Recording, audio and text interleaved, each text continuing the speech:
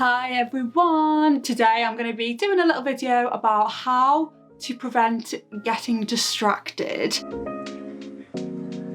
I'm Julia, I am doing my PhD in neuroscience and I am one of the most distracted human beings on the planet. I get distracted all the time and I think sometimes people have the impression that I can get to work, focus, no drama. That is not the case. I have a lot of mental drama and I recently read a book called Indistractable, and this book is all about how to manage distraction, and I thought it would be good to do a video picking my 5 favourite tips from the book that you can use to stop feeling distracted and just power through with work. Yeah, essentially I struggle with distraction, especially when the work I'm doing is hard. I actually really care about the work that I'm doing and it means a lot to me. That for me, I sit in this space of perfectionism and I'm like, this has to be spot on, and that makes me really resistant to actually doing the work and being like, oh, I'm gonna check my emails instead, or I'm gonna check the weather. The weather is one that I love to go to because I feel like it's really innocent. Not right now with the absolutely pouring rain, as you can probably hear on that window. Disgusting. But yeah, the weather is something I normally check and it's like, why do I need to know what the weather is when I'm trapped in my room writing my thesis? But I've realised it's not technology based, it's not all about technology, because I can put my phone in a drawer away from me and that really helps. I mean, if my phone is next to me and I'm in this sort of state, there's no chance, I'm done. But even when my phone is in a drawer, I'll find something else. I will find anything else. I'd read a leaflet back to front, left to right, all the ways, just to avoid the work. So it's not just about technology here, it's about managing the emotions. So I'll give you my 5 favourite tips from the book Indistractable. But first, let's go make a cup of tea. And I want to talk a little bit about how our brains are actually wired to be distracted. Yeah, it's really annoying. Let's go. So our brains are actually not designed to focus all the time, even though that's what the school system sort of requires of us. But to keep safe, way back in the day, it was really important that our brains were easily distractible, that when we were focusing on doing something, we could very quickly switch off from what we were focusing on and detect that something was coming towards us that might eat us. So because of this tendency, that means that our brains tend to tune in and out of focus all the time.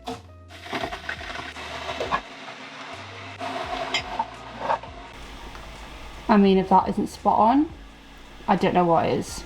Just like a camera, when we focus on something, our background blurs out. So if I come close, my face is probably way too clear right now, but the background is blurred out. And our brains have a very similar process for focusing attention. So when our brain is focusing on a task or on an object or something in front of it, it sort of blurs out the background around it. But according to research, our brains actually sharpen the background, so bring it up to the level of the focus of the task very, very frequently. Studies in both humans and monkeys have shown this. They've shown that when the subject is focusing on something, the brain actually works in small bursts of activities. It's thought that the bursts happen 4 times every second. 4 times a second, our brain is distracted. But back in the day, that would have given us an advantage. It would have given us some time to very quickly scan the environment and check if there are any threats. And we still actually reap the benefits of this system today. So when you're crossing the road and you're focused ahead of you, if a car speeds towards you, you are able to jump back, you're able to recognize that the car is coming because your brain is scanning the environment in the periphery, not just on what you're focused on, very, very frequently. So yeah, our distraction is actually life-saving, but it doesn't make it less annoying. Because our brains are wired to be distracted, there are definitely things which take advantage of this system and make us more distractible. And these in the book are called external and internal triggers. External triggers are physical things like our phones or our TVs or our PlayStations, physical things that can distract us. Whereas internal triggers are much harder to identify. These are thoughts and feelings which arise, which make us want to stop doing our work. Internal triggers could include Things like you feeling the work is too difficult, or you can't really see the point in the work. And your brain actually does sense this discomfort that you feel as threatening, and our brains are really wired for short-term survival. The brain really cares about what's going on right now. So when you feel this discomfort arise, then your brain is like, we need to solve that ASAP. So it'll try and drive you towards something which you find pleasurable, like scrolling on your phone. But the really annoying thing about this is that we actually feel worse in the long run when we get distracted, because we're putting off the work that we need to do or that we want to do because of these short-term feelings of discomfort. So there is a real crux there, and it is important that we learn techniques to be able to manage our emotions, and that should stop us from giving into distraction all the time. I don't think we can avoid being distracted. I just think there is always something going on, either externally, internally, that is ready to distract us. But I believe that we can control how we respond to distraction. Like giving your full attention and focus to a task is so important if you're doing anything which is creative or anything which requires deep focus, like when you're writing something and you really have to like get into it and like into the weeds. It's really important that distractions are managed in these situations, and a lot of really good jobs these days require that deep attention and focus. So managing distractions is very, very important. For me, if you've watched any of my videos before, like any single one, you will know that I live by my calendar. My calendar for me is like my child, and I refer to it all the time. I keep on top of it. I fill it out every single week. But even with my calendar, there are times where I sit there and I can't focus. My distraction is really high. I just wanna do something else. I'd rather do anything else than what I'm doing. So I think that these 5 tips now that I'm gonna share with you from the book Indistractable are super useful for those moments. The ones where it's like, I know exactly what I want to do, but I'm finding it très difficult. Oh, I'm absolutely boiling. But I don't want to take this jumper off now. So one way that you can start to manage distraction is to write down your internal triggers. And this is something that I haven't not done before until probably this past year.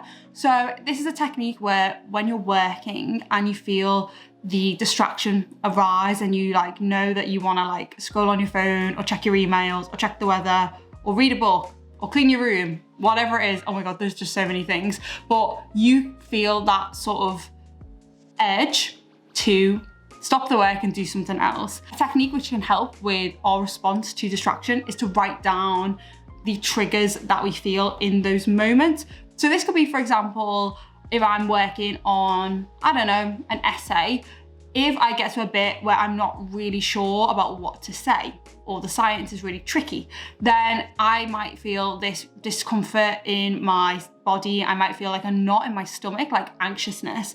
And that then drives me to want to go and, I don't know, cook a 3-course meal, because why not? And I will then write down what I was doing at the time. So it could be like, started a new paragraph that I wasn't too sure on. How did that feel? Not in my stomach. What did that want to make me do? Be distracted. And the more you do this, the more self-aware you become, and you notice the feeling before you actually act on it. And this is so important. It's about having that self-awareness.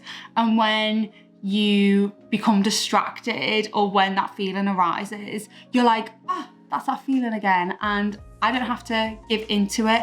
Instead of it just being impulsive and being like, oh, I feel horrible, let me get out of here and do something else, you actually like acknowledge what the feeling is, take it in, and then you can sort of sit in it a little bit and be curious. That is my mantra. It's like, if a feeling arises, instead of being like, oh, I feel awful, I'm just like, that's quite interesting. Why is this particular task making me feel like that? And if you start to question things like that, I think it just allows you to have that slowness and hold back a little bit from actually acting on the impulse of being distracted. Another tip, which I absolutely loved in the book, is called the 10-minute rule.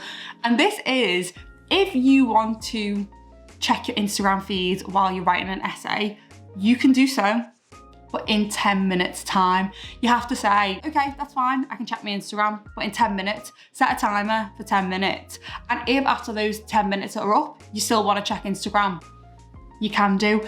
But what this teaches you to do is to, again, to sit in that discomfort. Like the 10 minutes that you have to wait, you normally, like they say, surf the edge. You surf that wave of discomfort, and normally we don't ever give ourselves the chance to do that. We just like react straight away.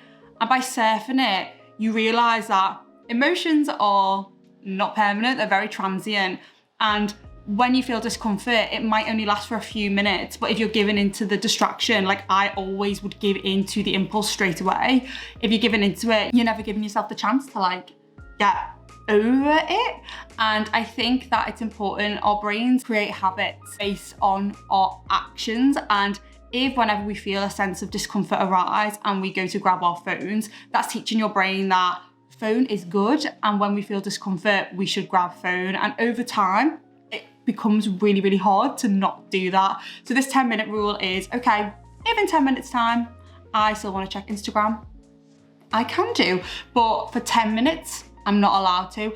And normally, after those 10 minutes are up, you don't want to check your phone because you've actually just got back into the work you're doing and you've gotten over that horrible discomfort feeling. This tip was quite interesting, and this was that when you're doing a task, you should try and find new challenges within that task. I think this is good for like long-term projects because our brains really seek novelty. Our brains like new things. Our brain gets curious when it's like, ooh, that's new and exciting. Yeah, but if you're doing a thesis, which takes you 6 months to write, then that will become very monotonous because you're just doing the same thing day in, day out. There's not much change to it. So the author suggests in this book that you should take a task and try and look at what new challenges you can get out of it. And he uses the example of writing a book.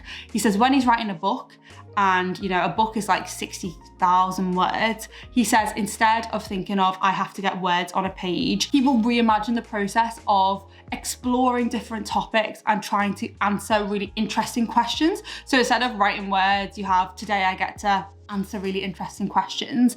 That then gives your brain that sense of, ooh, I'm gonna learn something new today. And I think that technique is really useful if, yeah, you're writing a project that you feel quite stagnant in, like it's just like I'd rather do anything else than write this thesis. Past is resurfacing. Another way to curb distraction in the book is to control your inputs. This to me is so important, and I think it's maybe too obvious that it's not spoken about and sort of neglected in a way, but this is just to nail all of those basics in your life, like sleep, what you're eating, movement and exercise, communication with others, and downtime, all of the things that allow you to manage your emotions. I am the biggest lover of sleep. I absolutely love my sleep. I need the 7 to 8 hours every single night. If I don't get that, the next day I am so much more prone to being distracted because I am just not able to manage my emotions as well. So when I feel anxious about doing something or really overwhelmed because a task is too hard, then I will really just give into that and be like, oh, it's too hard, I'm gonna instead go and watch Netflix. Instead, if I've had my proper sleep, I've exercised in the morning, I normally do a meditation as well. When I've done all of those things, for me, it's much easier to sit and do the task without all of the mental drama. And if the mental drama starts, I can be much more observant, just sit back and be like, okay, that's cool. I get it, I understand this is hard, but we need to do it, and it's still gonna be hard if we leave it till tomorrow, so let's just do it. I personally actually block out time in my calendar for these things. Every single day I have a block for movement. Every single day I block my sleep, so I block from like 9:30 at night as go to bed, like get in bed and go to sleep. And it is as important to prioritize all of these activities, which I have so often just taken for granted, but actually prioritizing these makes you better able to focus when you're working. So that is super important. And yes, just block out your downtime in your calendar and you'll feel much better. And the last tip that I want to speak about in the book, which to me I think is a really good one, is to make pre-commitments to yourself. Now, pre-commitment is like me thinking, okay, what is Julia of the future gonna really struggle with? What is Julia of the future gonna be distracted by? For me, it's always my phone. And a pre-commitment would be, okay, I'm gonna leave my phone in a drawer in a different room while I'm working, because that means that when I get the urge to look at my phone, it's gonna be much harder to do so because it's gonna be locked away. Another example in the book they gave of this is like unplugging your television. So when you go to watch television, you have to like actively plug it in. And that little extra bit of effort makes it much harder to do. So you're building up resistance between you and the things that distract you the most. So I would have a little think about what normally distracts you and how can you make a pre-commitment to your future self to not be distracted by that thing. This can also maybe include if you want to work with someone else on something. So some people really thrive off having an accountability friend, buddy, whatever you want to call it. So if you're like studying, you might want to say, okay, I need to study tomorrow morning. I want to start at 7. If you meet someone at the library, at a coffee shop, wherever you can meet, then that will give you that incentive to actually go and meet them. I'm not the best at having an accountability friend, buddy, because I don't know, to me, I then rely on what they want to do a bit more. And because I have people-pleasing tendencies, which I am trying my best to, in the past, I've tended to just follow their lead and it'll be like, okay, like let's meet tomorrow at 10 in this location. I'll be like, oh, okay, even though I know I work better starting at probably 6 in the morning and finishing at 10. And I work better maybe in a coffee shop rather than a library, but I will sacrifice what I know works better for me for that person. So I think if you're working with someone else, you've got to make sure either that your working conditions align or that you still work in the hours that you know work best for you, and then meet them later on where it's not as important and you're not missing out on what works for you. So those are the 5 tips that I found really useful from this book. It's actually quite humbling to know that our brains are built to be distracted. And for me, knowing that, when I get distracted, I'm like, I don't beat myself up as much because I'm like, yeah, my brain is sort of built to not be super focused on things. And my brain is just reacting to the negative feelings that I'm having in that moment when I do get distracted. So my brain is just doing its job, really. But there are some times where I'm like, brain, I wish you would quit your job. But yeah, I hope these help you with your work and you feel more in control of how you respond to distraction. Thank you so much for watching today. If you have enjoyed, then subscribe to the channel, or you can catch me over on social media. I post all sorts of things about how to be productive and mindset tips, but based on neuroscience and also on what I'm reading. I just like to share essentially what I learn. And I just feel like the more we learn about our brains, the more empowered we can be, because our brains are amazing and also at times very annoying. And I think if we understand the amazingness and the annoyingness, then we can be like, that's why I'm behaving the way I'm behaving. But yeah, thank you so much for watching and I will catch you in the next one. Bye.